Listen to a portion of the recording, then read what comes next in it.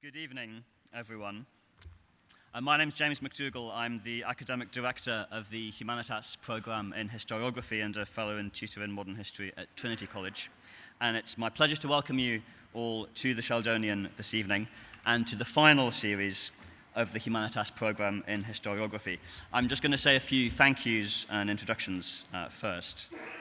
The program is hosted at Trinity College, and it's organized in conjunction with the Weidenfeld-Hoffmann Trust, and it was made possible by the generosity of the Blavatnik Family Foundation. So I'd like to thank Len and Emily Blavatnik, our colleagues at the Trust, and everyone in the college and the faculty who's contributed to making the series such a success. It's been running for the last 5 years. This is the final year of the program, and we're delighted with how well it's gone. Since he isn't here to be thanked, I also want to pay respect just briefly, but very sincerely, to the late Lord George Weidenfeld, whose initiative the Humanitas program was, and who always showed very great enthusiasm for the historiography program in particular. I'm sure he would have enjoyed being here.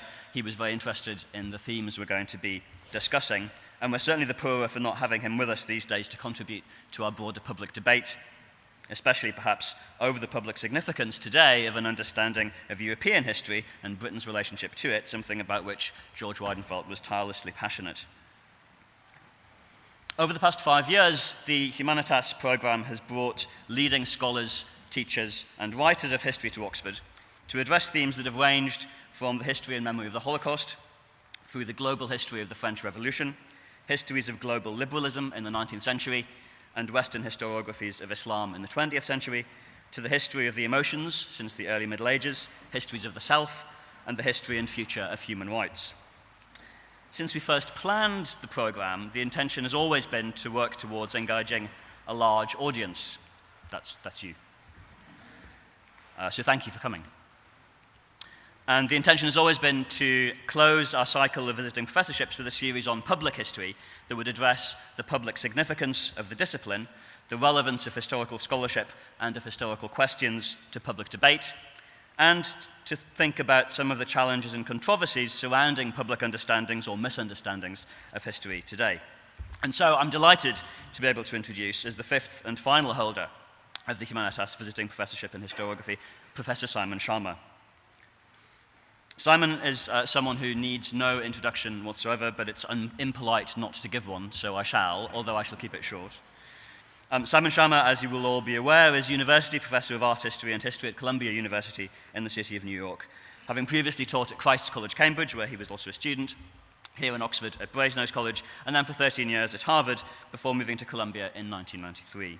He's the author of a number of landmark books, writing first on the history of the French Revolution and on 17th century Dutch culture, then on culture, cultural and art history, and on the interface between the history of visual art more particularly and cultural patterns more generally, from Landscape and Memory in 1995 to The Face of Britain, the Nation Through Its Portraits, which coincided with both a curated exhibition at the National Portrait Gallery and a BBC TV series in 2015. He's no doubt best known for his television work, at least in this country, especially for the History of Britain series, which was first aired on the BBC in 2000 to broad public and critical acclaim. As he put it around that time, speaking about his work on TV, Simon's aim was to produce, and I quote, television that simultaneously kickstarts the imagination while not sending the mind to sleep. And his films do this, he said, by focusing on immediacy, empathy, moral engagement, and poetic connection. Despite the many differences of form, the same qualities might well be sought from good historical writing. And certainly both his films and his books have been both publicly applauded and critically acclaimed. Professor Schama's first book, Patriots and Liberators, won the Wolfson History Prize in 1977, and a film on Bernini that was part of his TV series The Power of Art won an International Emmy Award in 2007. For 4 decades, his work has both reflected on the broader public significance of historical narrative, historical imagination, and historical scholarship, and has itself brought historical argument, historical imagination, and storytelling, perhaps first and foremost, to the very widest of audiences. And it's for those reasons, rather than simply because he's famous and we knew he'd fill the Sheldonian, that I'm delighted to introduce him as this evening's lecturer on the theme of history's audience. Thank you very much.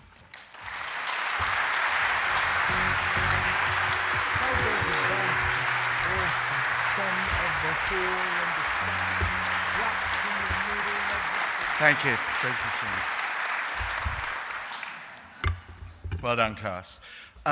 It's wonderful to be back here. I too the one thing that saddens me is actually not having George Weidenfeld here.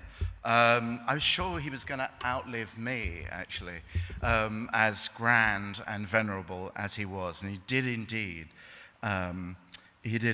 love the debate about history and what history could do. In fact, actually, when I last saw George, he took me aside and said, "Do you know what I think?" This is after the Story of the Jews was published. Said, "What I think we actually need is a big encyclopedic history of the Jews with a big volume," he said, "on each country."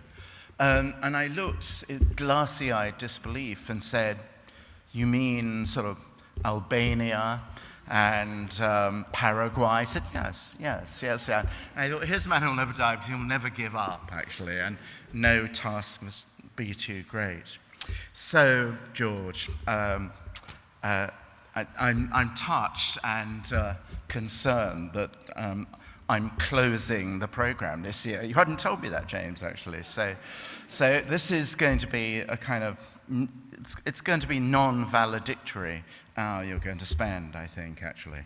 And it's going to start, since I see chamber music there, one of George's loves, with a piece of music which I certainly think of as chamber music. Hit it, I think, is the word.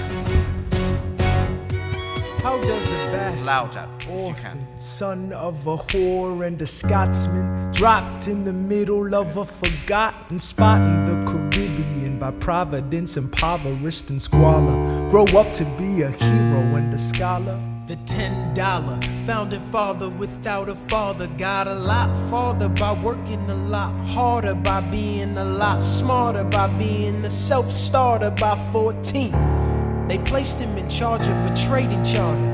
And every day while slaves were being slaughtered and carted away across the waves, he struggled and kept his guard up. Inside he was longing for something to be a part of. The brother was ready to beg, steal, borrow, or barter. Then a hurricane came and devastation reigned. Our man saw his future dripping down the drain.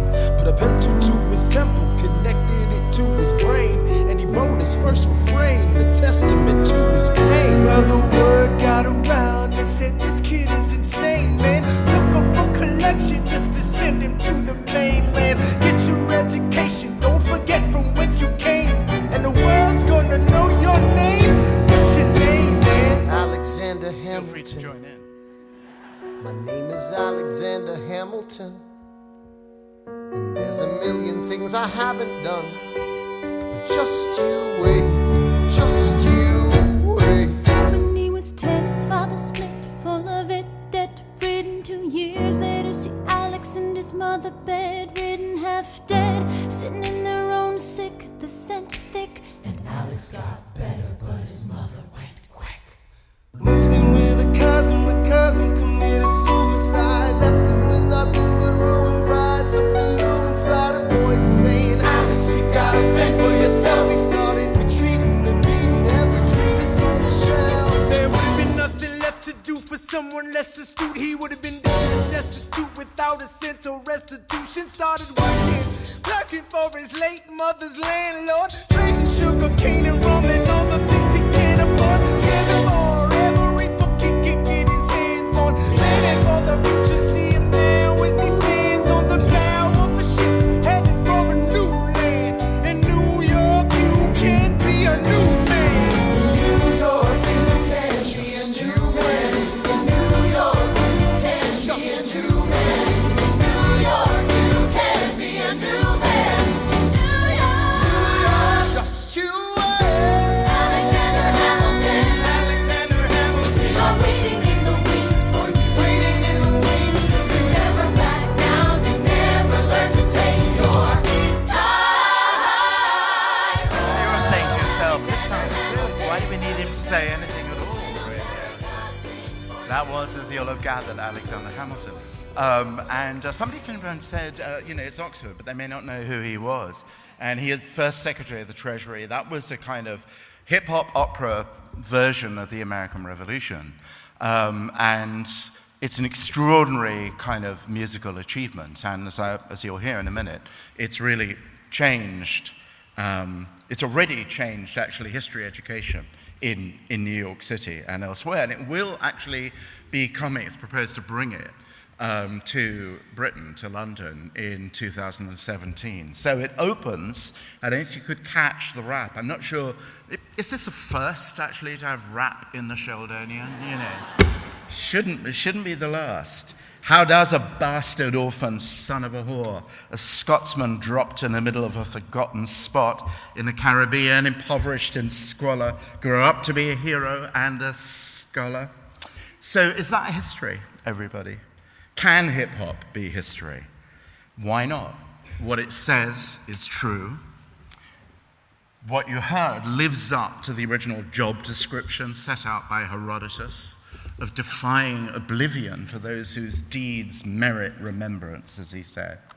It delivers kleos, the musical does, renown. It asks questions and makes an inquiry. That's the meaning of the word historia.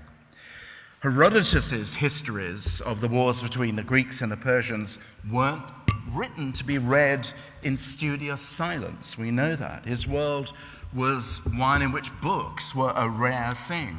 Herodotus wrote above all for a live audience. Arnaldo Momigliano told us that the histories of Herodotus were declaimed, or we ought to say performed, before thousands at the Pan-Hellenic festival at Olympia, may even have been at Delphi too, in a metrical chant.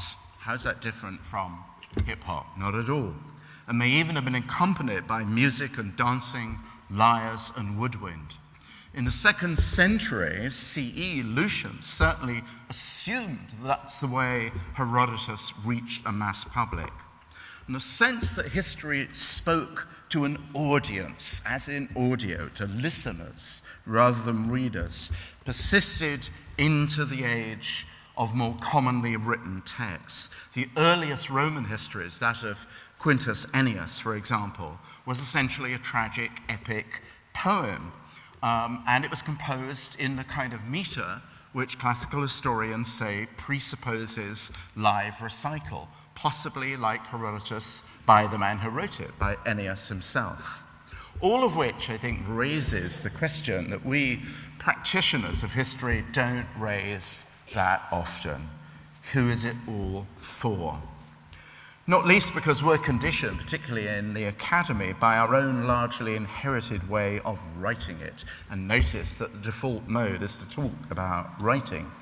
The voice, the prose manner, the formal academic obligations, that introduction, the positioning, the raison d'etre statement, the exercise in self-differentiation. In 1999, Professor Bloggins produced his illuminating work, alas, then unfamiliar with the most salient point in the archive. But since then, archival researchers shed much fresh light. Heaven forbid, everybody, that we should not be shedders of light. The anecdotal curtain raiser on a snowy night in 1355, followed by the wide-angle vision, 14th century Albania, I'm making this up, was a society riven by conflicts as ancient as they were savagely unrelenting, that kind of thing. Then the body of the text contained within and colored by the conventions of scholarly discourse, if that's going to be the primary readership, a more relaxed narrative if the hope is for a wider audience. Both styles have audiences as well as readerships in mind. Academic writing, in the first instance, expressed in the idiom of the peer group, with all its accepted formulae, and aside from furthering the progress of scholarship, also serving, as Pierre Bourdieu put it, one of the few times I've agreed with him, what he calls the display rituals of collective self-reproduction in the academy, the seminar paper, the conference job talk, the inaugural lecture, and so on. In the case of writing popular history, a sense of audience or readership also affects the form. Who is the historian writing for? For the world of people like her, who do the reviews for the literary festivals, the signings, with any luck, the bestseller list. So there's a looseness of manner, a sprinkling of literary atmospherics, sometimes in the service of immediacy, the techniques of the historical novelist without ever crossing the line separating truth from fiction. Now, hip-hop musical history sure isn't that safe, but it does have this particular one, Hamilton, has a close, even respectful relationship with the book which inspired it, Ron Chernow's biography of Alexander Hamilton, but it leaps, as you heard, the usual forms, which doesn't mean to say that for all its entertainment value, Hamilton is cavalier with the truth. Lin-Manuel Miranda, the genius who thought it up, set out from the beginning, he's made clear, to find a new audience for history, and that, in a way, was an ambition as old as the Herodotean ambition to tell the Greeks, as distinct from just the Athenians or the Spartans or the people of his own Halicarnassus, what it meant to be Greek, what it meant to be Hellenic, what their place in the world was. Lin-Manuel wanted and wants, as he says, to make history live for young Americans of all colors and classes, to bring them into the story, to make a connection with the grand American narrative, a precondition for the exercise of citizenship. And it does this not just through the rap, Miranda's equivalent of the Herodotean chant, but by casting African American and Hispanic actors as the protagonists of the story. Somehow the self-consciousness, you might think, of this, of seeing a black Aaron Burr or a Hispanic Hamilton, doesn't get in the way of the history any more than seeing these days a black Hamlet or Julius Caesar. In particular, the case of a brilliant actor called David Diggs, who plays Thomas Jefferson with a kind of flamboyance and combination of cerebral superiority and political ruthlessness that marks the founding father. The fact of having a black Jefferson obviously has an ironic resonance, but because it's not crudely billboarded, a black person playing the founding father, notorious for not freeing his slaves, unlike Washington, it works. It works, simply performs out its irony. Now, there is, of course, a loss involved. The idiom of Hamilton is today's street vernacular, not that of the American Revolution. But then again, direct quotation aside, the language of popular history, never mind academic history, isn't especially close to Jefferson and Hamilton either. The idiomatic translation does jump the fence, but anyone who goes to the show, and I think, the issue is, will it work on this side of the Atlantic Ocean? There is a gloriously caricatured George III, which I rather love, whose star number is called You'll Be Back. Completely wonderful. You can get it on YouTube. I don't know if people will be upset by it, but if you go to the show, you'll see how immediately interactive. There are kids, as it were, of all ages, singing back to the actors, who actually internalize the words of the script and the songs. And yet, this is about something important, about things that historians debate, the construction of a republic, the nature of liberty, the notion, the redefinition of sovereignty of government, its complicated relationship with individualism and personal interests, profound in Hamilton's own notorious case. Are you getting some horrible feedback, actually? You're getting a kind of whining noise, which you are. You're not.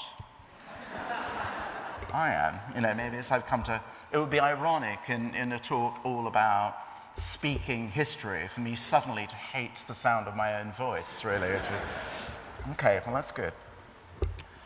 And in Hamilton's case, of course, the complicated relationship between personal life, his life ends being shot in a duel with Aaron Burr for personal matters. But all these are subjects which we can say have certainly not disappeared from American public life. And it tempts me to say there is more actual hard history and politics in one rap song in Hamilton than the entirety of the Republican campaign in the present election. Setting the bar quite low, really, for... All of this is why the Gilder Lehrman Institute in New York, a great engine of scholarly research, graduate research, but also of educational outreach, certainly thinks Hamilton is history, since, with the help of the Rockefeller Foundation, it's pioneered the development of a secondary school curriculum, combining a visit to the show at $10 a kick, since the usual going rate, if you're not in this program, are many hundreds of dollars, with a package of archival documents so that school pupils can see how polemics turn into rap. The Farmer and the Farmer Refuted was an exchange of pamphlet broadsides before the Revolution about the limits of possible resistance to the crown. In the show, it turns into an actual live spoken argument, but the essence of what was said is pretty much absolutely the same. The plan in this project is for 20,000 secondary school students to see the show, immerse themselves in the history of the Revolution, before the educational program ends in a few years. Miranda is as fierce an evangelist for history education in the schools as anyone in England, anyone even in these here parts in Oxford. And he said how happy already he was with the outcome and how he feels vindicated by this extraordinary kind of proliferation of enthusiasm. He's also made sure that on Wednesday matinees, the cast sticks around to debate these issues with the school students. So he's worth his Pulitzer and his MacArthur Genius Award, as well as his Grammy, a rather unique combo. And we know already that the program is working. Jim Cullen, head of history at the Fieldston School, affiliated with the Institute of Ethical Culture, though admittedly not your usual head of history, since he's also written a biography of Bruce Springsteen, now teaches a course called Hamilton, a Musical Inquiry to 16-year-olds. More significantly, this program has been taken up by much less privileged schools around the city and the country, even those who won't necessarily get to go to the show. $10 is $10. Moses Ojeda, the principal of the Thomas Edison School in Jamaica, Queens, has called it a game changer and reported a surge in interest in American history in classes where teachers often have a hard time with that subject with the students. So you can see why after a performance of the opening number, which you heard, at the White House, Michelle Obama said, "We'd have a lot more great historians if only we could figure out how to do this for more subjects." Tudor rap, I think so. Cromwell the musical. It's this fit between history and audience, with the emphasis, as I say, on audio, that oddly enough, this is the heart of the matter of the rest of what I want to say today, somehow returns history to the place where it began, a post-literate culture. Or if we're not in a post-literate culture, we're certainly in a culture where reading is a different kind of experience for the young. Back to a pre-literate culture, that of 5th century Greece. And you know, when you begin to think about it, and one of the great things the Humanitas lectureship has done for me is make me think about other comparable forms which have survived. For example, the tradition of griot, praise songs in West Africa, Mali and Senegal and Guinea, which are still very much alive, which are not unlike Herodotus. They're celebrations of battles, of genealogies, of tribal history, and they actually have also been transposed to South Central Los Angeles and Southside Chicago in rapish kind of forms, and they are in some way a kind of living oral history. Herodotus was, again, this is a huge, almost dizzying number of centuries to travel, but the connection, maybe you'll disagree with me, the connection seems to me to be possible. Oswin Murray, for example, writes very beautifully, I think, about Herodotus as a curator of orally transmitted memories. That's what I always think we historians really are. We are keepers of memories, really. And there's no doubt that Herodotus was a kind of insatiably curious collector of memories. And he is also a performer historian whose roughly faceted narratives Rosalind Thomas, who writes, again, brilliantly about early history in antiquity, says, preserves the interpolations, digressions, repetitions, and exclamations of spoken speech. Herodotus' style is deliberately hear and say, hear and say. Homer, of course, is always standing over Herodotus' shoulder, so that myth and fable, if believed by those who repeat it, is as indispensable to his narrative as more credible information. That's why Thucydides gave him such a hard time. Herodotus says his obligation is to incorporate every kind of report, even when it may be a report of goat-footed men in whose existence he expressly refuses to believe. The richness of the narrative, a bit like the griot, is that of the loose weave of fact, fantasy, hearsay, and direct observation. And voice, the kind of imprint of voice, that's not a mixed metaphor, which I think it is all important from the opening sentence of the histories. Herodotus speaks to us as if he was alone on a stage, which we know he was. Herodotus of Halicarnassus, sometimes rendered as I, Herodotus, not in Tom Holland's wonderful latest translation. Herodotus of Halicarnassus here presents his inquiries, historiae, so that the memory of what men have done shall not be destroyed by time, and that the glorious and wonderful deeds of the Greeks and the barbarians shall be kept alive. And additionally, and most important, to give the reasons why they went to war. Setting out his table in a way pretty much all historians, we all do it, and certainly all classical historians would follow.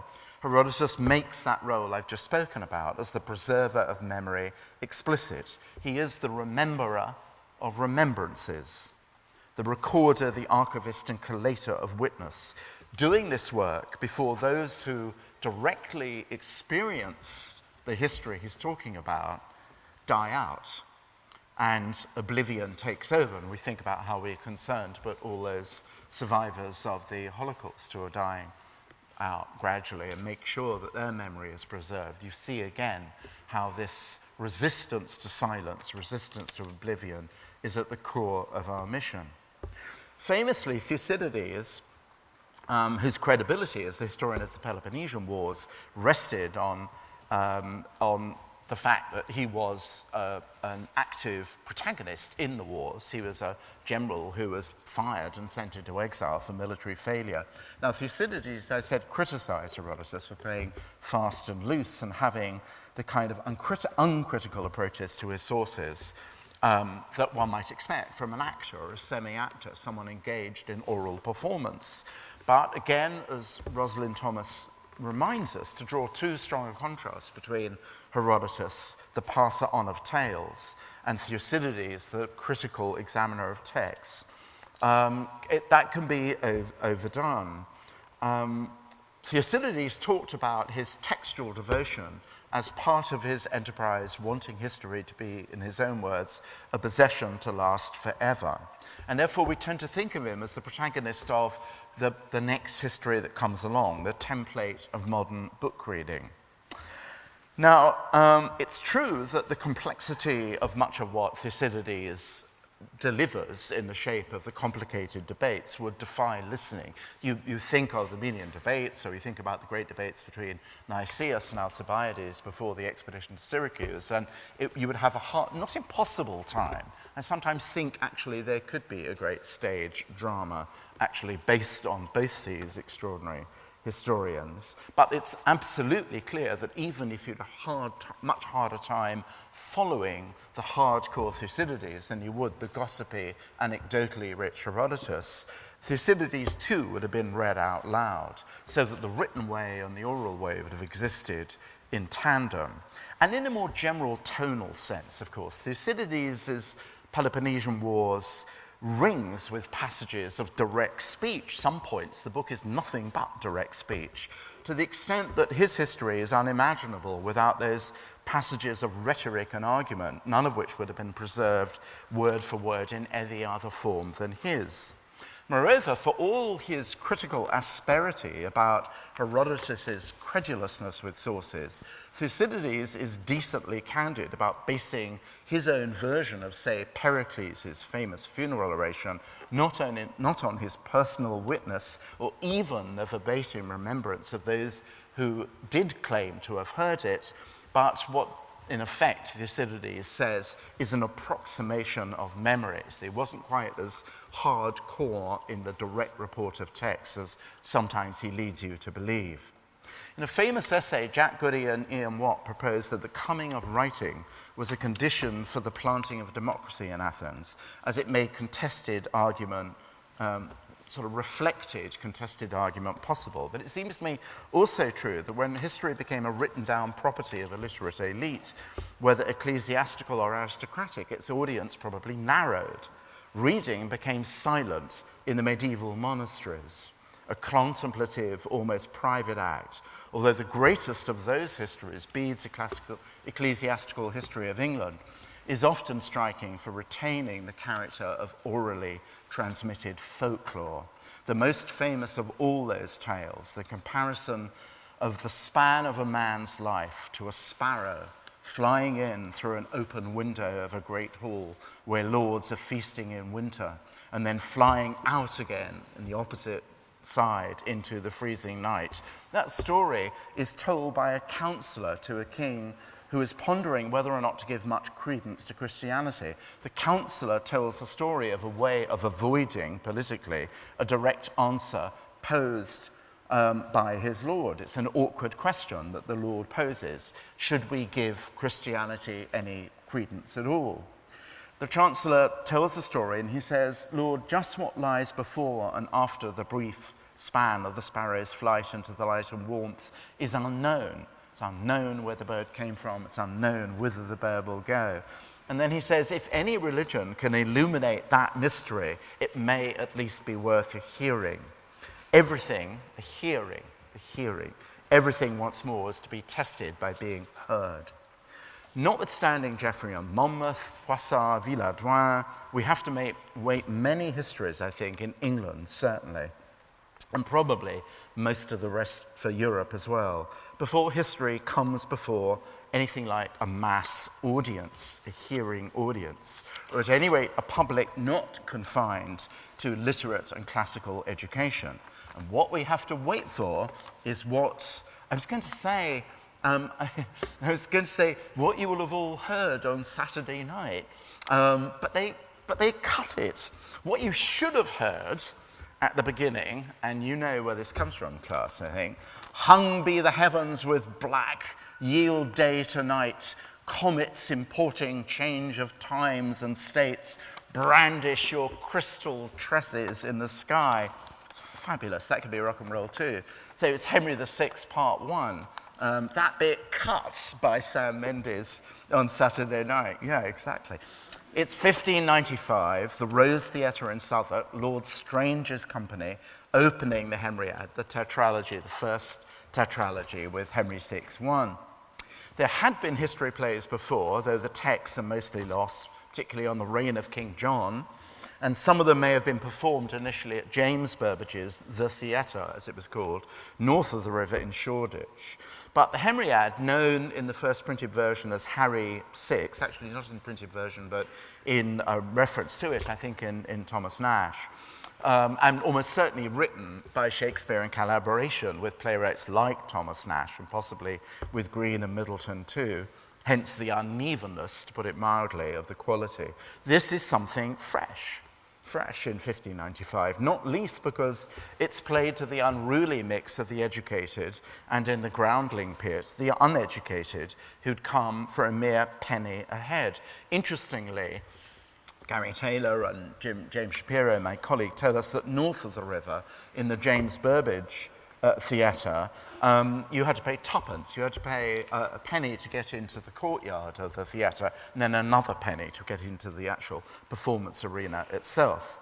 The crudeness of Henry VI, the creation of English John Talbot, as he's called, a slightly more charismatic Nigel Farage, really, with a sword. Then you'd have to be a more charismatic version of Nigel Farage. as a defiant, French-hating, bloody-minded hero who carries his own son, lifeless from the field of battle, hack their bones asunder, say the French. Well, they're not, I think, Joan of Arc, if I'm remembering rightly. This is really Elizabethan pop culture, isn't it? The kind which went down a treat with the roaring crowds of the taverns, the endless battle scenes in Henry VI, the Game of Thrones characters like the witchy Joan, the adulterous termagant Margaret, only reinforce that popular appeal. Nash tells us that thousands saw these plays. If there's endless argument about which was performed first, Henry VI, II, or I. There's a lot of argument about that. But what we do know is that the thousands who saw it in the Groundling Pit would not have had access to Edward Hall's history, on which these plays were based, much less the second edition of Holinshed. Why the 1590s? For that answer, I think we need to go to a little bit of historical context that we can see operating around any other production of the great spoken historical narratives. It's very often, not always, a moment of critical nervousness or reappraisal about the larger identity of the audience, which is to say, the allegiance of the audience, of the hearers. Herodotus wrote in the aftermath of the war which had reshaped the whole character of Hellenism, had differentiated it off from the rest of the known universe, all of whom more or less make an appearance in the vast army of Xerxes. We happy few, we band of brothers, was of course Marathon before it was Agincourt.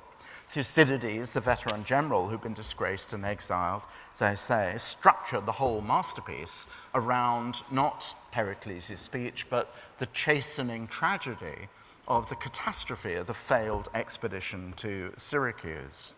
That sobering education was supposed to set Athens to rights, to make it avoid future imperial overreach. And the Elizabethan history plays appeared a few years after the narrow escape from catastrophe of the year of the Armada, but also at a time when pride and relief had been succeeded by a renewed cycle of anxiety. The Queen was getting old. There, of course, no satisfactory Protestant heir unless it be the son of her executed enemy. The Spanish had not gone away. American silver was pouring into their coffers. The Irish was insurrectionary. The papal fatwa on Elizabeth was still very much there. Above all, England was a nation deeply divided in allegiance. Time then for histories which performed out the sobering chronicle of civil war and foreign catastrophe. 40 years on, perhaps 2 generations on, after the performance of the Henriad, history as public spectacle, the performance of national myth, epics listened to, internalized, history out loud, had all but disappeared. It's hard to imagine anything more likely to narrow the audience than the court masques of the Stuarts. Access select, subject matter poetically rarefied, allegorically fanciful, language artificially high, divorced from the rhythms and colour of common speech. No shouting, no filthy jokes, no gory wildness. To finish the job, the Puritans closed the theatres altogether, as you know, in 1642. Britain never really got its Iliad, unless you think the Iliad was Clarendon. And the quality of what Clarendon did is imposing, but Clarendon is not like Herodotus and the vision of Xerxes weeping on his marble throne at the sight of the spectacular but perishable army. It's not like the thrilling pages Thucydides gives us, profound, really, pages on the plague in Athens. It's not even Tacitus or Livy. And then what the 18th century brings, for those who want to feast on the past, were works of self-consciously philosophical history, the great narratives of instruction. In Voltaire's case, strangely enthralled with power, surprise really, but read, of course, Frederick the Great, and only occasionally given a squirt of his salty contempt. David Hume's smooth adamantine clarity, more stupendously, of course, Gibbon, for me, somewhat deadened by the self-admiration of his lapidary wit. The reinvention of history for audience had to wait, not for poetry or theatre, but for fiction. The kind of fiction which for the first time created a mass market. So it's not Jane Austen, much less Smollett or Sterne or Fielding, We're not talking quality here, but of course, Walter Scott. There's a precocious essay by Macaulay written in his 20s for the Edinburgh Review, in which he takes to task those who sneer at the fame of fortune of Scott, or at the very least dismiss the Waverleys as beneath the serious consideration of historians. Scott, Macaulay says, is the snapper up of unconsidered trifles, which, though seemingly incidental to the purpose of the historian, actually lend the power of concrete immediacy to his narratives, the physical look of people and things, topography, custom, the furniture of the past, literally sometimes the furniture, sideboards, stoves, and so on. Macaulay knew and rather admired the fact that Scott had done true local research. Much like Herodotus was a curator of memory, had collected folklore, ballads, reminiscence, the history of diet, sports and games, the new nuances of borderland patois. And beyond that, had consulted Joseph Ritson, the eccentric vegetarian Jacobin, in his rooms at Gray's Inn, piled high, this is an extraordinary figure, Ritson actually, piled high to suffocation with yellowing material and arcana. He was also slightly mad, and when he went really quite seriously mad in his rooms in Gray's Inn Road, he set fire to this gigantic jumble of archive, and then himself, he actually survived, but many of the papers did not, so we actually are grateful to Scott for actually collating some of them. And Macaulay understood that to fashion the feel of the time and place, Scott had made himself into what we would call an ethnographer. So that became Macaulay's ambition too, although only faintly fulfilled in some of the famous passages in, I always forget the book 3, I think, the great social panorama of Restoration England. But where the where the wiring had once been between public rhetoric and versified drama and history, the wiring that shocks the past into life, the current now ran along lines connecting writers of fiction and archivally minded historians. Between Jules Michelet, for example, the first director of the Archives Nationales, and Victor Hugo, who are extremely close. By the way, if any of you never read Hugo's 1793, it's an extraordinary, maybe the greatest unread masterpiece of the 19th century, although it's very badly translated in English. One of you up there ought to translate this book. It's a great book. Has a slightly creaky ending, but the same thing is true of Tolstoy, of course, who not only had experienced war firsthand in the Crimea, but actually spent years in the archive before he got writing. The odd but rather touching friendship between Carlyle and Dickens at the time that Dickens was writing A Tale of Two Cities. We're told, possibly apocryphally, that Carlyle would wheel some of his books round to Dickens from Carlyle's house in Chelsea.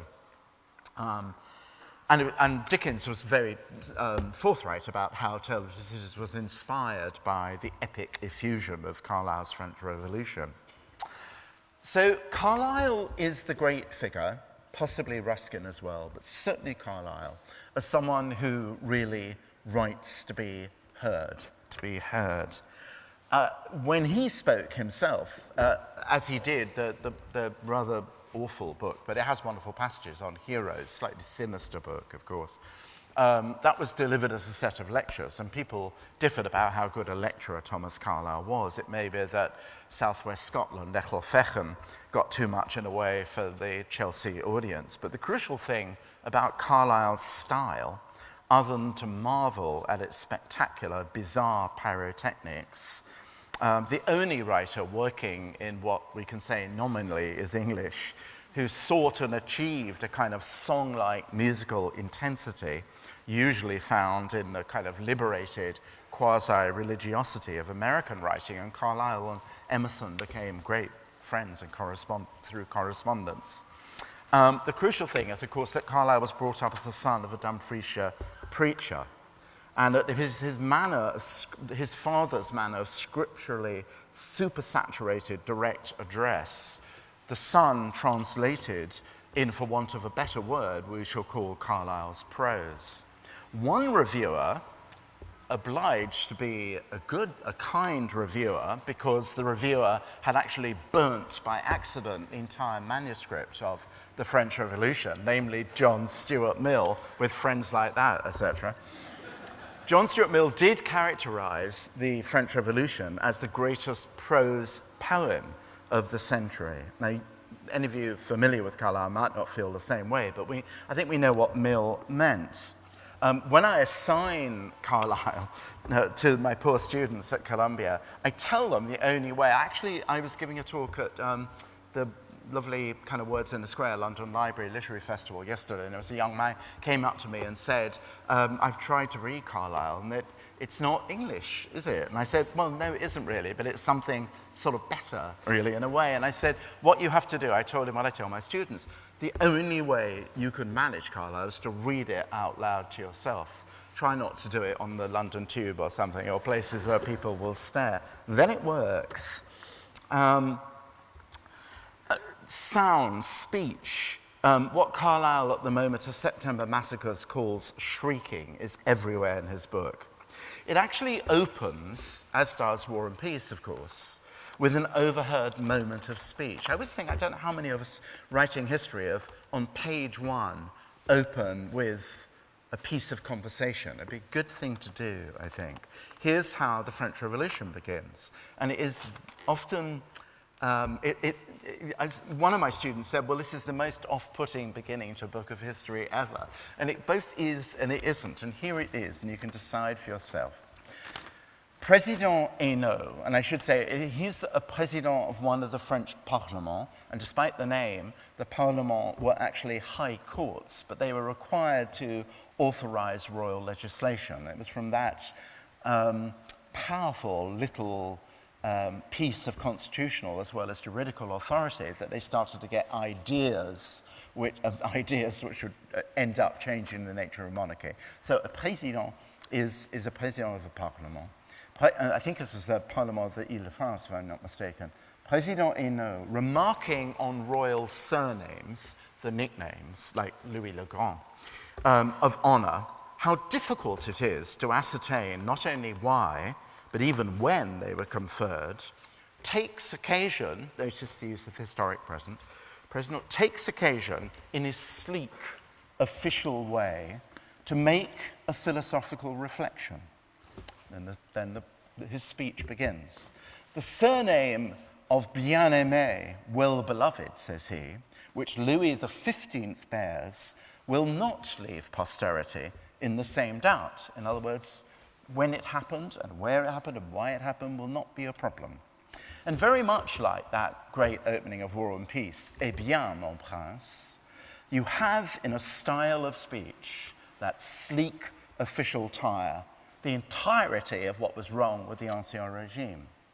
Over-polished, Ancien Régime elite culture. The over-polished courtly formalism which stopped its ears against social and ideological growling and grumbling. You in effect have an oral synecdoche of the whole matter. Bien-aimé, Louis XV's nickname, surname, was given in, Carlyle immediately tells us, in 1744, when the king was suddenly taken ill on the journey. And Carlyle goes on. 30 years later, when the king, this is me, doesn't sound like Carlyle, when the king lies on his deathbed, now this is Carlyle, sobs interrupt no prayers. Now it would have been much easier to say no sobs interrupted prayers, but this again is Carlyle. Sobs interrupt no prayers, for indeed none are offered. In other words, the sense actually, in a way, only a kind of formal listener who's tipped off by changes in nicknames and surnames would have seen that a great collapse has happened in the reverence due to royal authority. Then Carlyle's history thunders and roars. But this isn't just his gratuitous relish in operatics. Carlyle understands in a way that would, not long after Carlyle, disappear from historical writing for a bit. He understands the decisive sway of words, of ideological performance, what he calls the throat of the whirlwind, the difference that words made when spoken by Mirabeau and the Estates General to the maître de cérémonie, a very Président Hainaut-like man, the Marquis de Dreux-Brézé, words uttered by a stammerer who finally finds his tongue, Camille Desmoulins, who leaps on a lemonade vendor's table in the Palais Royal on the 12th of July, 1789. Carlyle says, his hair streaming, in each hand a pistol. Political adrenaline has miraculously cured Desmoulins' chronic stutter. This time, says Carlyle, this time he speaks without stammering.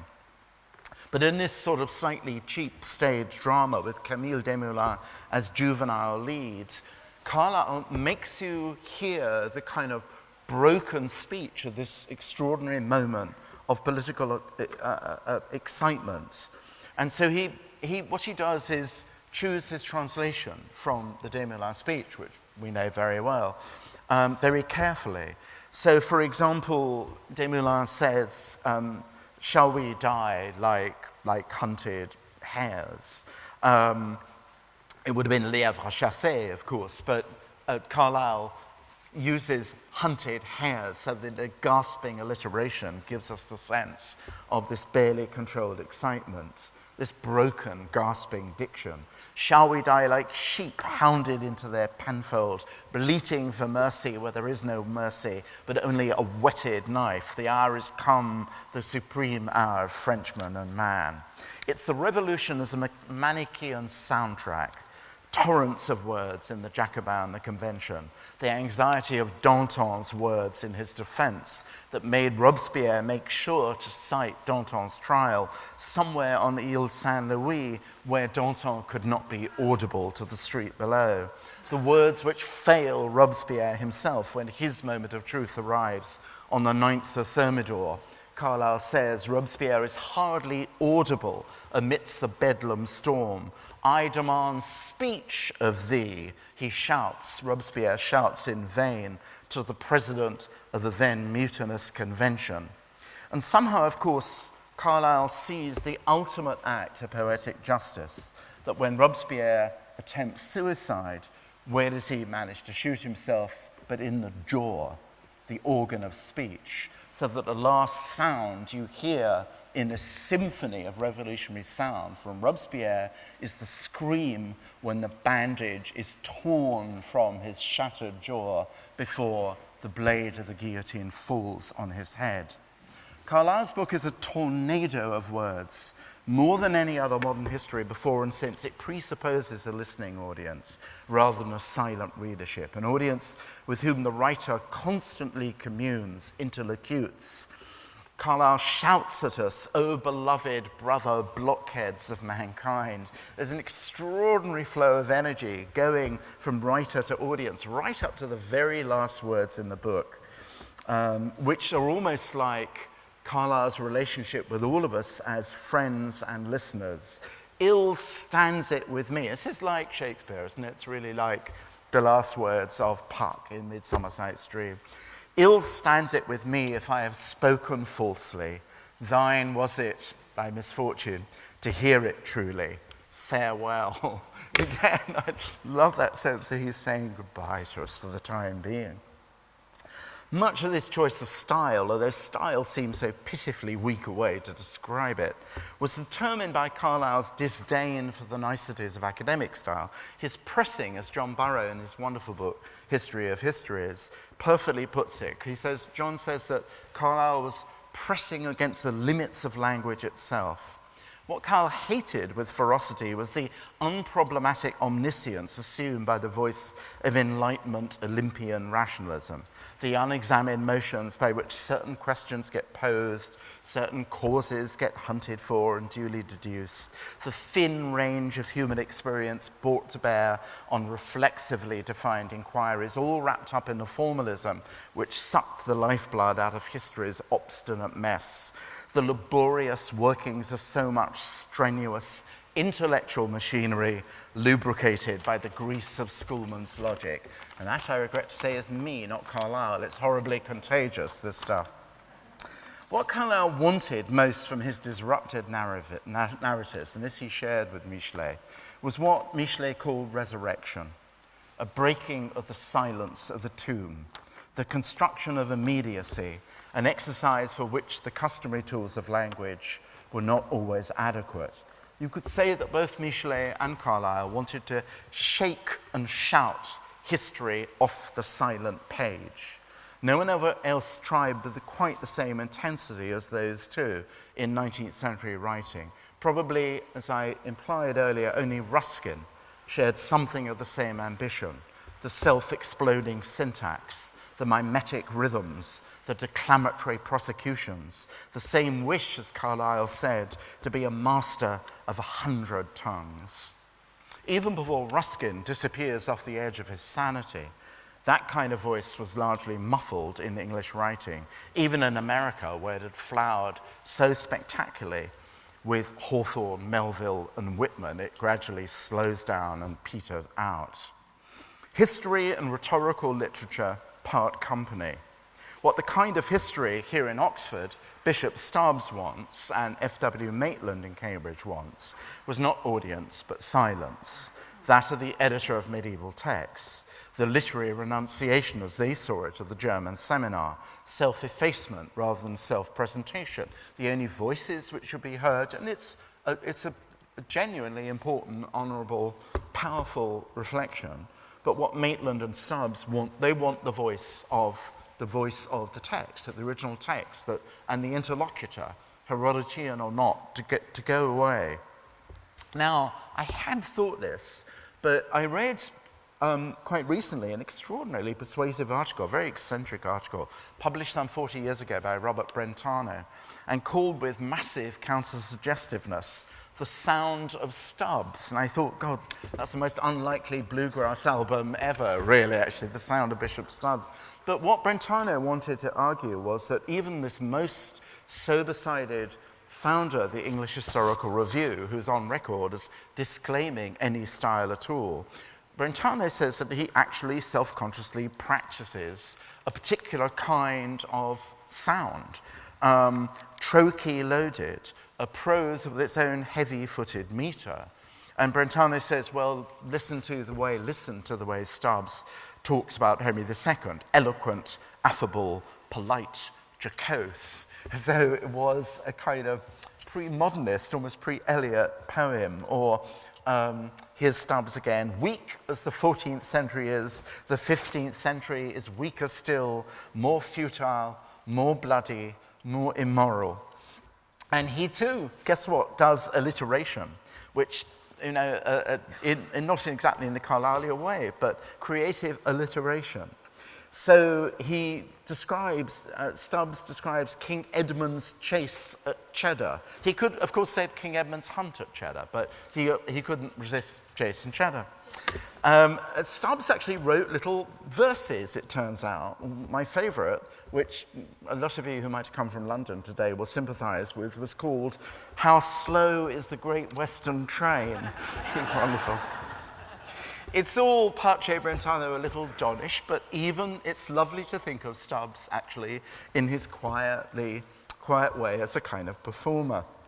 Even if we suppose, though, that he may have been more playful than you'd imagine from leafing through early numbers of the English Historical Review, there's no doubt that the academic professionalization of history in Germany, America, and Britain was built on a self-consciously austere separation between popular and scholarly writing. Popular history, in the hands, as it became, of a Lytton Strachey or an H.G. Wells, was thought of in the world of Stubbs and Maitland as a kind of low trade. The historical profession, on the other hand, was a calling, and in the Cambridge of Lord Acton and J.B. Bury, more tendentiously still, as a science. Public engagement persisted, in fact, in the hands of Seeley. It went imperial in Cambridge. Acton's Cambridge Modern History is somewhat like the memorial statuary of imperial heroes and martyrs, remembrance and instruction, education for the civil service and the foreign service. But the performance art of history, written or not, had pretty much stopped. By the 1920s, Thomas Carlyle was just an embarrassment in the universities. Herodotus, the real Herodotus, in all his polymorphous extravagance, had been disciplined and put into rest in the aspic of scholarly decorum. However, there was one extravagant performer, you can all guess who is, who sees himself as the heir to Macaulay, carried on writing and did so between turns in the House of Commons and the greater world beyond. Churchill was simultaneously the maker and writer of history, hence his famous joke, "I know history will be kind to me because I will have written it."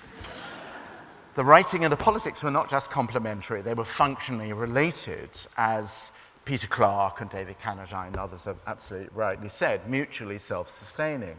The history of the English-speaking people is as much a rhetorical as a literary performance. And it helps to really almost listen to Churchill's voice as one reads it. That's certainly the way I consumed it when I was about 10 as a child, not that long after the war, 10 years after the war. In Churchill's ripely packed pages, Bismarck, Lincoln, and Gladstone all seem to have the most direct importance to our understanding of the modern world, and we hear their speeches. Churchill, of course, had a built-in listening public, but this isn't to discount the theatrical genius of his writing. No one, of course, had channeled the Shakespearean tetralogies so unblushingly in speech and on the page. The saviour of the country was what A.J.P. Taylor called Churchill in one of the few footnotes to his 20th century volume of the Oxford History of England, which was entirely without irony. Taylor himself, of course, was the personification of the engaged, polemical, non-stop, performing, talking historian. And he was, as all of us who do history on television always have pointed out, not just the first to take history, both in its analytical and narrative sense to television, but do it in a non-pareil way. You know, you think you're as good as A.J.P. Taylor. Sunshine said one voice recordist to me, but you're not. You're just more long-winded. You know, it's true, alas. Scriptless, noteless, perfectly timed. Taylor's combative appearances on Free Speech on ITV have given him the invaluable insight that the unedited Alan Taylor, by turns rebarbative and wry, polemical and anecdotal, was one television audiences responded to. And he simply took this to animating what, on the face of it, to television executives in the late 1950s seemed like the driest proposition: history lectures. Lou Gray does a wonderful YouTube. You can see Lou Gray, the head of ATV, a friend of my dad's actually, said he just wanted something for wet Sunday afternoons. Lou's partner, John Irwin, suggested Taylor on the strength of Irwin, being spellbound by his lectures here in Oxford. Big Lou was incredulous, even more when Taylor said he wanted to give half-hour lectures on the Russian Revolution. But he let Taylor sit down and give him a little sample, and all at once he saw how the Don and the public would connect. But somebody in ATV wasn't completely convinced. Again, something you can find, I do recommend it, on YouTube. So the first program of A.J.P. Taylor's television begins with a kind of one of those wonderful Deus Ex Machina voices that in television in the 1950s that tried to pass off the whole thing you're about to see as a kind of game show. An ATV experiment. Can a brilliant historian hold the attentions of millions of viewers for half an hour? That is the question, and it is the question in your hands. And only a few of you have exited, actually, so, you know, on comes Taylor through an opening and a set of heavy studio drapes, mutters, "Good evening," rubs his hands together, and then he's off and running. It's just fantastic. In the last days of, I can do an imitation of Taylor, but I won't. In the last days of December 1916, a small group of Swiss university students gathered together to speak of the coming revolution. One of them said, "The revolution will happen, but we old ones won't see it." Taylor says, rubs his hands. One says, he was 40 at the time, "But you young ones will." The old student's name was Lenin. It's absolutely wonderful. The voice was that of the engaged historian, the learned journalist, in the best sense explaining how the reality of the present world, of the Cold War and the Soviet Union had come to be. Sometimes, of course, Taylor's opinions were wayward. He was much too optimistic about the Soviets, in contrast to his deep gloom about the United States. But audiences got the whole ebullient contemporary package, passionately pro-Zionist, defender of Israel. And it wasn't so much, I think, the content of his lectures and books, which got the goat of his famous enemy, also here, Hugh Trevor Roper, It was the fact that Taylor was doing it at all and in a very un-Stubbsian manner. It was as though Taylor was a kind of griot of the dreaming spires. That kind of argument was still going on when I got to Cambridge in the 1960s, what I'll be talking about maybe a bit more on Wednesday. But the roles of the voluble, public-speaking, audience-facing historian on the one hand, and the adamantly Stubbsian, laconic, archival, curatorial historian, it's not a zero-sum game. They're not mutually exclusive, but it sometimes felt very gladiatorial in that way. And those two roles were famously personified in the jousting. And God knows they did joust, J.H. Plum on the one hand and G.R. Roden on the other. Many of us were, David Starkey was a student of Geoffrey Elton's, I was a student, as was met Linda Colley and David Calladine of Jack Plum. Both, as it happens, were Ford's lecturers at this university. Both were outsiders to the charmed circles of Oxbridge. Elton, the son of scholars, including his father, who was a great historian of the Fugger banking dynasty. Plum, the son of Leicester, how that word is in the news. Shopkeepers who Jack went to the University College Leicester. Both Geoffrey and Jack were deeply marked by the war. Elton in the army, Plum was a codebreaker with Turing at Bletchley. Sometimes I wonder what both of them would have made of the popularity of history now, how Elton would have felt about Hilary Mantel delivering the vindication for Elton's own hero, Thomas Cromwell, in a form of fiction rather than history. Possibly mixed feelings. Plum, the novelist Moncke, who wanted, whose friend was C.P. Snow, would have had no problem with historical fiction's popularity, although I felt I probably over-marshaled the inner Plum in me when I rashly once described in print Downton Abbey as an exercise in cultural necrophilia. That was not a good idea. The trolls took a long time to go away. When I did so, I was probably summoning a Plumian sense that history ought not primarily to be a costume stroll down memory lane, that if historians wrote well enough, were heard properly, he was a great lecturer as well, a witty lecturer, then they would have as rapt a public as the most imaginative fiction writer and have the advantage of writing and speaking the truth and nothing but the truth.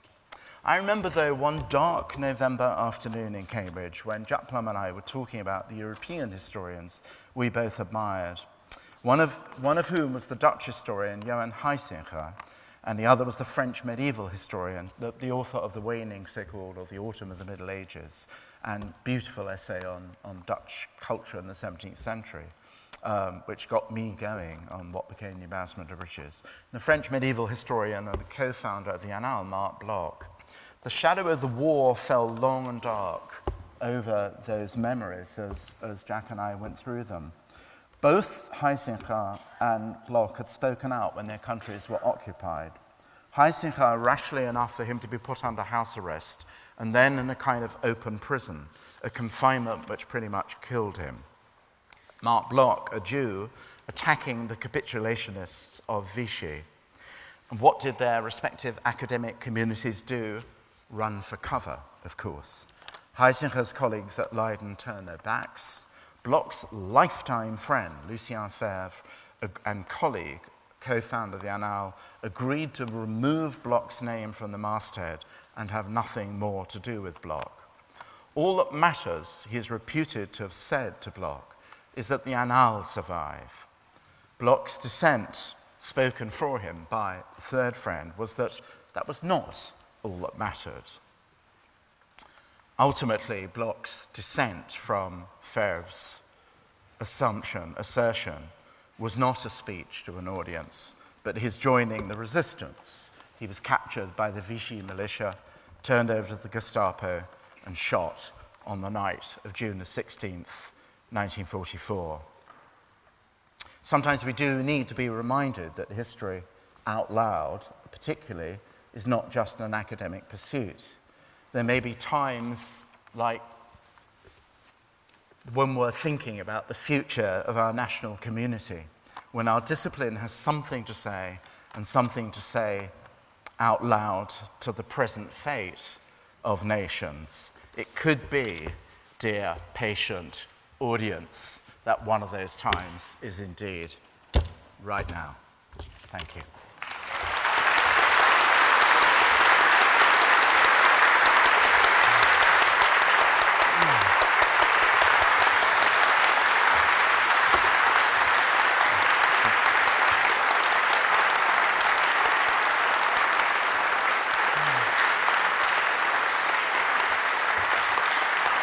Thank you.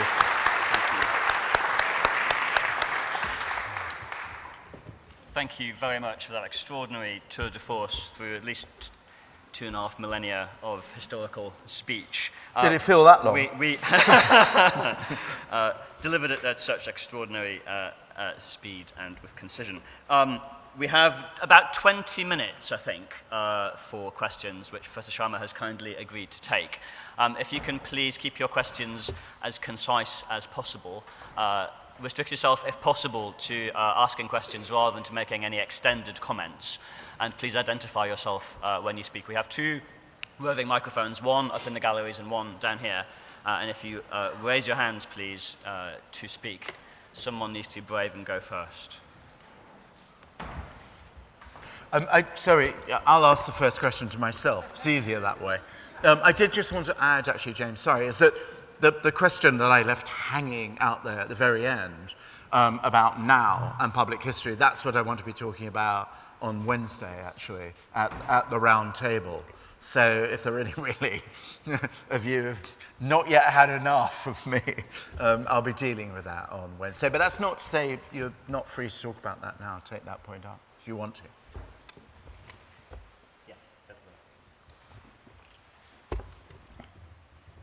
You instanced, sorry, is this on? Yes. You instanced Churchill's use of language in the early 20th century. Do you not think that for consistency, although a little less show, Arthur Bryant was almost as significant? Well, I probably, I mean, but Arthur Bryant had a kind of weird political history, didn't he, at one point, actually, I think? He didn't actually flirt with fascism, but he didn't exactly not flirt with it for a bit. Anyway, it was. I'm not wanting to discredit Arthur Bryant. I mean, I read Arthur Bryant when I was. So, I mean, the answer to, I think, reading history for children in particular, that's probably true. But what I wanted to suggest was this kind of marriage together of the spoken voice, of which Churchill, another, as we know, famously early stammerer, and a speech that jumps out from the written page. When they're brought together, when they do a kind of crossover performance, as Churchill so often did, had an extra specially enhanced effect, whether you were, summoning up those great wartime speeches or you were reading the completion of that's what I meant, and I rushed over it rather. I think that when you read, and some of the writing, he got the Nobel Prize for Literature, which everyone kind of laughs at, and probably, it was a weird choice for for a Nobel Prize for Literature, but some of the, the passages on the death of Lincoln, some of the medieval passages are rather wonderful. There was one at school we used to be rather naughty about, where inevitably concerning the death of Edward II, who was said to have been, and is now a subject of sober, there were 2 historians, one of which is a Mortimer, I think, actually, who debate exactly how Edward II was killed in Pomfret Castle, I think, yeah? Okay, it was Berkeley, thank you very much. Pomfret is Richard II, right? So much for me, as professor of history.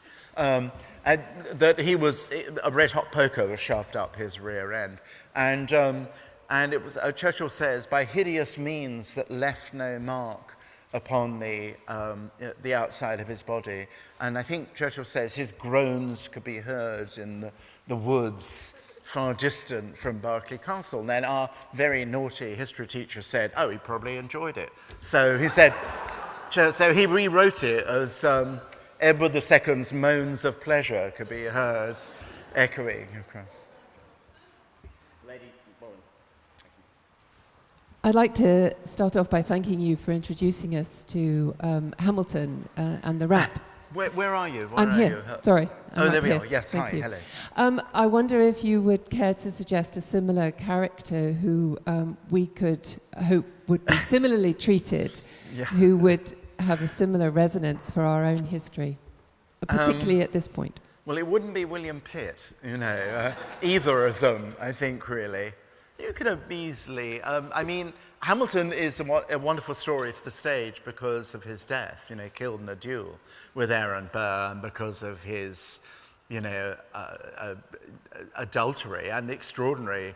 It has sort of everything really for drama, because not only is he caught out in an affair, but he actually publicly confesses it in print in order to be rid of a blackmailer. So it is, but also he is the author of most of the Federalist Papers in collaboration with Madison.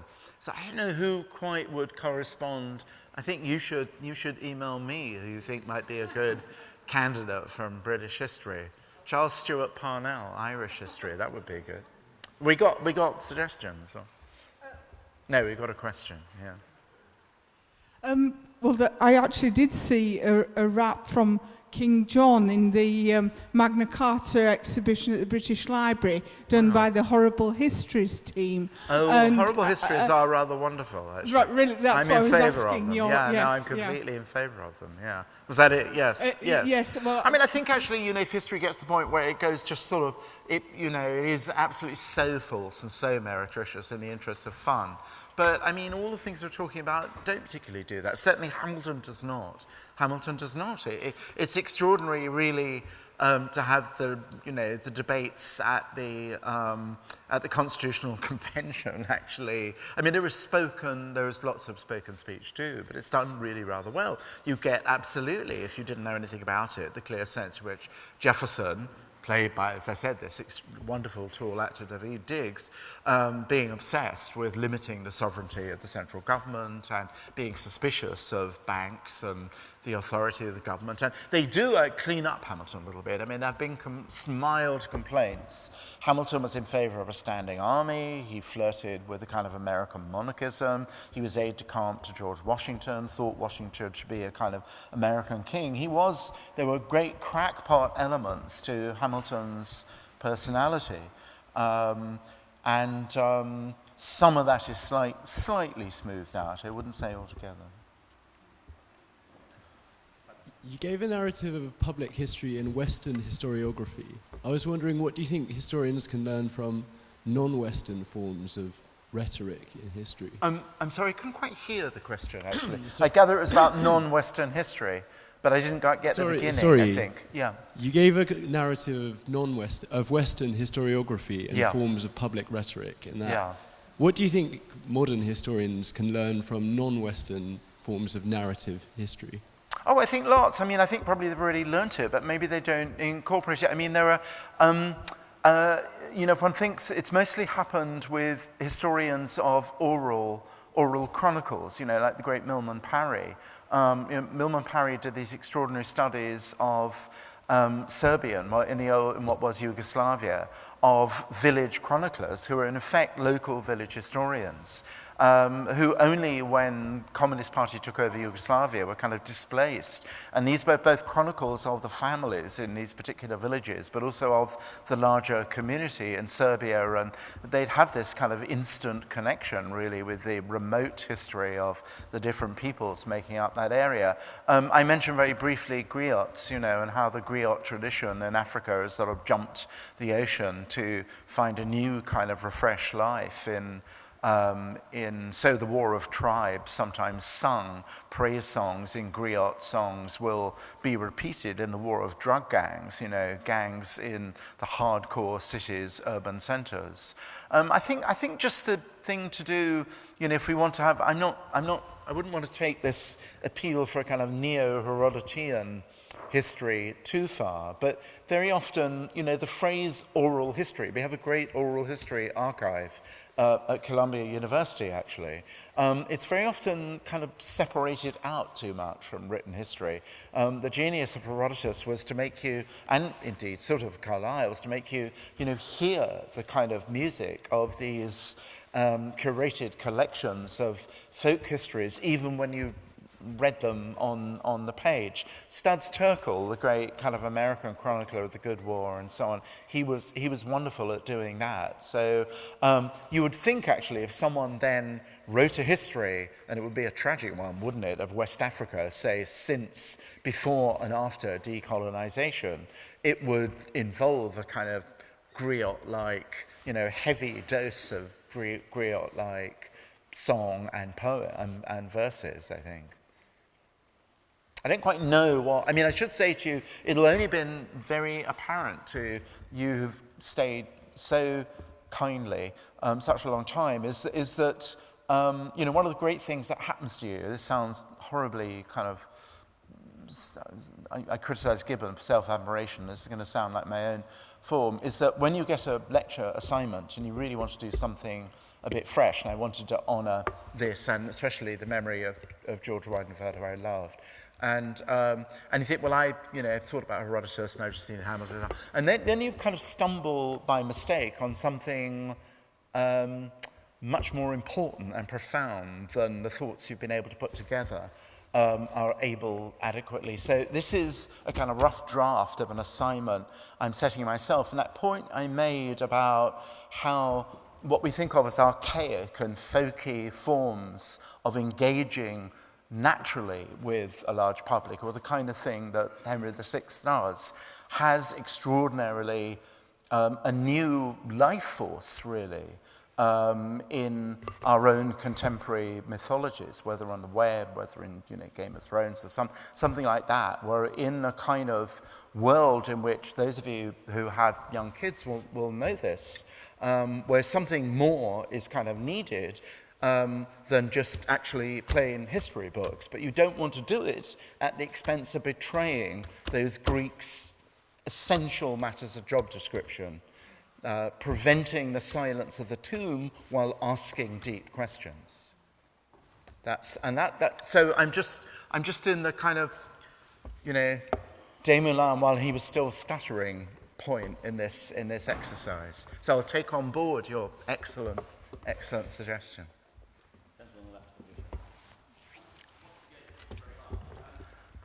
I was wondering if the lacuna which you Where are you? hinted at... Sorry, I'm so short. Yeah. Sorry. Oh, there you are. Yeah, thank you. The lacuna which you hinted at between the end of the classical tradition in around the 5th century and then the return of popular history with Shakespeare and the English theatre, whether that might be filled actually by preaching.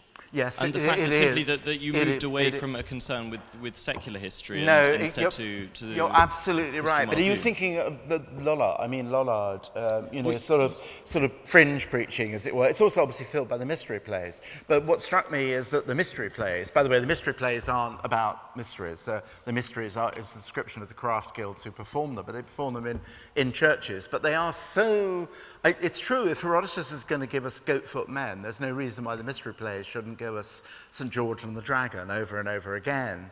But I was going to say that the difference you get when you have that day in the Rose in 1595, whenever it was, is that you get from Nash and Shakespeare and Middleton, whoever it was, you do get there, you get Holinshed, and you get Edward Hall. So there is and you get a sort of, it's rather like us recycling, I suppose, the history of the 1930s or something, of appeasement and non-appeasement. It's something which is not known to the generation, but it's only 100 years ago. So that strikes me as a bit different from preaching. Maybe it doesn't. I think if your point is, I'm putting words into your mouth, the sense of performative rhetoric is surely that, yes. But do you think it has an extra edge, as with slightly kind of quasi-heretical preaching? Because I wasn't particularly thinking about that the fringe works of Lollardy or anything like that. Actually, just what you would take as common or garden parish preaching, as it was. the extent to which priests were probably quite likely to allude to current events or to events which were still within the living memory of the oldest generation. Oh, really? How do we know that? That's a genuine question. It's not a prosecutorial one. I say simply because those priests were as likely as not those who were writing down the chronicle tradition which remains from the sort of early to late medieval. But we don't have surviving texts. We don't have surviving texts. Say, I was wondering therefore to what extent do you think that it's likely that people were kept abreast and were engaging in the same ways? I don't know. It's a very good thought for me. I just literally don't know the answer to the question. It's a good question. Is there somebody who does know, who knows that literature? Okay. Darben McCulloch, where are you when we need you? Yeah. Okay. Thank you very much. You seem to have been suggesting that, if not the only, the chief role of the historian is to entertain. No. Surely there's a role for education as well. Yeah, of course. I mean, no, I'm not suggesting that. Why did you think I did? I think you seem to be stressing a lot historical fiction and the role of entertainment.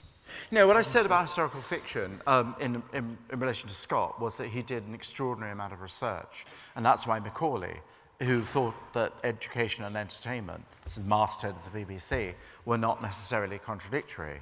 I mean, it's in what I wanted to say. I mean, Herodotus is fun, really. But it also makes you think profoundly about what was going on between the Greeks and the Persians. And I think entertainment is too... it's a pejorative term, especially in the way in which I think you were using it. But actually, history's, lifeblood is really storytelling. But if it's only storytelling, then it is only entertainment. I agree with you, and then you're right to use the word pejoratively. What Herodotus wanted us all to do was to tell the story which opens up questions. And those of us who do, so-called public history or history for outside the academy want to bring those two things together. And that means no shame. It's an extreme thing. The Hamilton music is an extreme thing. Do the kids go essentially for entertainment? Probably. But they do also want to be part of the American narrative. The history of the American Revolution, or the history of the Federalist Papers, or the debates about whether government should be local or central, does not mean that much to someone who's living in a family in Washington Heights in New York, whose parents are probably only Spanish speakers. At school, this is stuff done by long-dead white men with a fancy education. This enables them to be connected with that particular moment in history. So if we call it entertainment, it's entertainment that has a profound social force, in my view. Simon, one of the exquisite frustrations of reading history in a place like this is hearing about all of the wonderful performative professors of previous generations. And for myself, I would love to have attended Edgar Vinn's legendary lectures at the Playhouse, which he apparently filled to capacity. Edgar Vinn's lectures at the Playhouse. Right. Yeah. If you could time travel or even have a podcast, who would you like to have heard from your history of... oh dear, who we know was a thrilling speaker. Oh, help. Macaulay never really actually did speak his history. He, of course, spoke in House of Commons, so he wouldn't do. God, I'm not sure. I hadn't thought about that. So it's like the question, which century would you have liked to have lived in? And you think, oh, just right now, I think. So I'm not sure. I can't answer the question for a moment. Email me, and I'll give it some thought. I can say who have been the most thrilling lecturers. I was lucky to hear Maya Shapiro, who had already retired, the great, since you mentioned Edgar Vinn, at Columbia, and he did give one or two lectures, one on medieval art and one on Manet. That was one of the most extraordinary things I've heard. Edward Thompson, actually, was, while I had my differences, E.P. Thompson was an astonishing performer. The reason why he hated the Methodists, opposite from Carlyle, so much, and they were the great villains of his masterwork, was because his father was a Methodist preacher. But Thompson, we all knew, he too had taken, he was a very romantic speaker. He was immensely passionate. The voice was almost musical, actually. And this full flood of Marxist romance embedded in the life of the people really, projected itself into the space he was addressing. That was Moses Finley, was a great American McCarthyite. He wasn't a McCarthyite. He was blackballed by the McCarthyites. Wrote on another Marxist actually, but wrote and spoke incredibly beautifully on ancient history, who we were lucky enough to hear in Cambridge. And then you remember the really terrible lectures as well. The room emptiers. Thank you very much. I really enjoyed your lecture tonight. Thank you for I coming. disagree on William Pitt the Elder. I'm sorry? I disagree on the subject of William Pitt the Elder. I think he'd make a smashing musical, being rolled out in bandages. But I was wondering, in terms of putting A.G.P. Taylor as sort of the first crossover between the academy and public history. On television. On television. Whether you might, well, I guess by qualifying it on television, whether you might date it earlier sort of with J.A. Froude and his... Of Froude. Oh yes, absolutely. Yeah, that's quite true. Yeah. I mean, I should have. And again, Burroughs wonderful on Victorian history, as is Stefan Collini. I mean, there were all sorts of even Green, but Froude was fantastic actually on the page. But it was so you felt really that was Froude a public lecturer as well? He was, okay. So I actually didn't know that, but that doesn't surprise me. So yeah, that's absolutely. So it was probably too crude of me to say the kind of.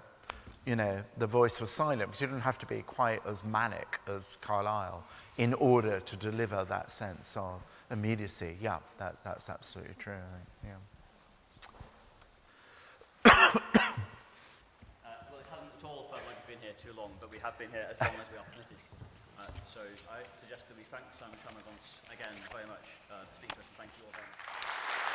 Thank you. Thanks.